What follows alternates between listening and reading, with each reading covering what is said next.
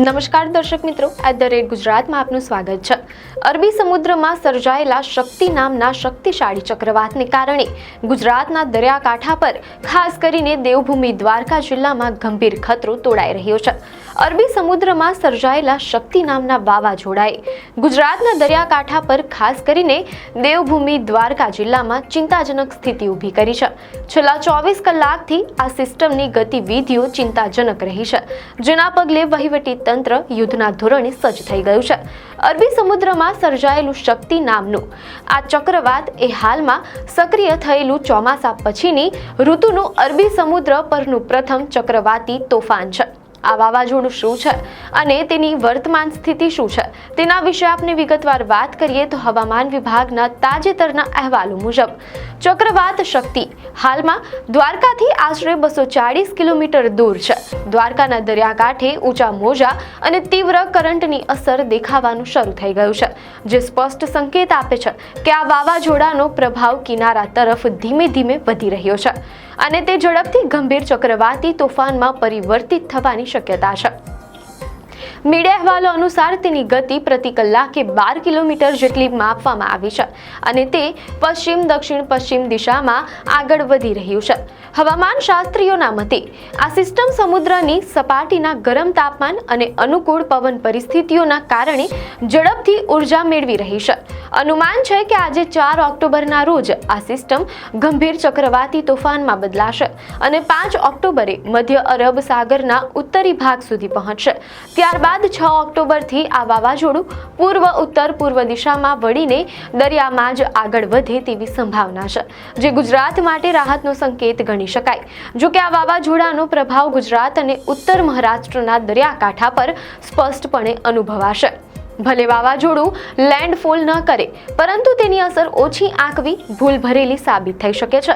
ખાસ કરીને 5 થી 7 ઓક્ટોબર વચ્ચે દક્ષિણ સૌરાષ્ટ્રના વિસ્તારો, જેમાં જૂનાગઢ, ગીર સોમનાથ, પોરબંદર અને દેવભૂમિ દ્વારકાનો સમાવેશ થાય છે, ત્યાં હળવાથી મધ્યમ વરસાદી ઝાપટા અને દરિયાકાંઠે તેજ પવન ફૂંકાવાની શક્યતા છે। પવનની ગતિ 60 થી 80 કિલોમીટર પ્રતિ કલાક સુધી પહોંચી શકે છે। રાજ્યના અન્ય વિસ્તારો જેમ કે ઉત્તર ગુજરાત અને મધ્ય ગુજરાત કેટલાક ભાગોમાં પણ સામાન્યથી મધ્યમ વરસાદ થઈ શકે છે। દ્વારકાના દરિયાકાંઠે તો વાવાઝોડાની અસર અનુભવવાનું શરૂ થઈ ચૂક્યું છે। હાલમાં દરિયામાં પવન સાથે ઊંચા મોજા ઉછળી રહ્યા છે અને તીવ્ર કરંટ જોવા મળી રહ્યો છે। આ સ્થિતિ સ્પષ્ટ સંકેત આપે છે કે વાવાઝોડાએ કિનારા તરફ ધીમે ધીમે પ્રભાવ પાડવાનું શરૂ કરી દીધું છે। વાવાઝોડાની ગંભીરતાને ધ્યાનમાં રાખીને જિલ્લા વહીવટી તંત્ર સંપૂર્ણપણે એલર્ટ મોડ પર આવી ગયું છે અને યુદ્ધના ધોરણે સાવચેતીના પગલાં લેવામાં આવી રહ્યા છે। વાવાઝોડાની ગંભીરતાને ધ્યાનમાં રાખીને તંત્ર દ્વારા સૌથી પહેલું અને મહત્વનું પગલું ભરવામાં આવ્યું છે। ગુજરાત સરકારના ફિશરીઝ ડિપાર્ટમેન્ટ ગાંધીનગર દ્વારા દેવભૂમિ દ્વારકા સહિત તમામ દરિયાઈ વિસ્તારોમાં માછીમારી પર તાત્કાલિક પ્રતિબંધ મૂકી દેવામાં આવ્યો છે। દરિયામાં રહેલા માછીમાર ભાઈઓને પણ તાત્કાલિક કિનારે પરત ફરવા માટે સૂચના આપવામાં આવી છે। આ અંગે માછીમાર ભાઈઓને સ્પષ્ટ સૂચના આપવામાં આવી છે કે તેઓ જીવનું જોખમ લઈને દરિયો ન ખેડે। દરિયામાં તીવ્ર કરંટ અને ઊંચા મોજાની સ્થિતિ જોતા આ નિર્ણય જાનહાનિ ટાળવા માટે અત્યંત મહત્વનો છે। દરિયાકાંઠાના તમામ ગામોને એલર્ટ પર મૂકવામાં આવ્યા છે।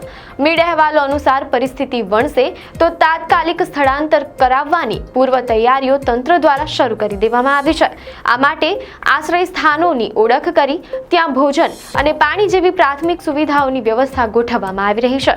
રાહત અને બચાવ કાર્ય માટે NDRF એટલે કે નેશનલ ડિઝાસ્ટર રિસ્પોન્સ ફોર્સ અને SDRF સ્ટેટ ડિઝાસ્ટર રિસ્પોન્સ ફોર્સની ટીમોને સંભવિત અસરગ્રસ્ત વિસ્તારોમાં તૈનાત કરવા માટે સ્ટેન્ડ બાય પર રાખવામાં આવી છે। તંત્ર દ્વારા કંટ્રોલ રૂમ પણ સક્રિય કરી દેવામાં આવ્યા છે તેમ અહેવાલોમાં જાણવા મળેલ છે। આ ગંભીર પરિસ્થિતિમાં સાવચેતી જ સૌથી મોટું શસ્ત્ર છે। તંત્ર દ્વારા જાહેર જનતાને કેટલાક અનિવાર્ય સૂચનો આપવામાં આવ્યા છે। જો કે શક્તિ વાવાઝોડાની આ ગંભીર પરિસ્થિતિમાં સાવચેતી જ સૌથી મોટું શસ્ત્ર છે। તંત્ર દ્વારા જાહેર જનતાને કેટલાક અનિવાર્ય સૂચનો આપવામાં આવ્યા છે, જેનું પાલન કરવું દરેક નાગરિકની ફરજ છે। ખાસ કરીને કોઈ પણ ખોટી માહિતી કે અફવાઓ પર બિલકુલ વિશ્વાસ ન કરવો અને માત્ર સરકારી જાહેરાતો પર જ આધાર રાખવો તેમ તેમ જણાવેલ છે। મીડિયા અહેવાલો અનુસાર સલામતીના ભાગરૂપે નાગરિકોને દરિયા તરફ ન જવાની અને દરિયા કિનારાથી સંપૂર્ણપણે દૂર રહેવાની કડક સૂચના આપવામાં આવી છે। શક્તિ વાવાઝોડું ભલે કિનારાથી દૂર જતું હોય, પરંતુ તેનો પ્રભાવ આગામી 48 થી 72 કલાક સુધી રહેવાની શક્યતા છે। આપને માહિતી સારી લાગી હોય તો વિડીયોને લાઇક અને શેર કરજો, ચેનલને સબસ્ક્રાઇબ કરજો।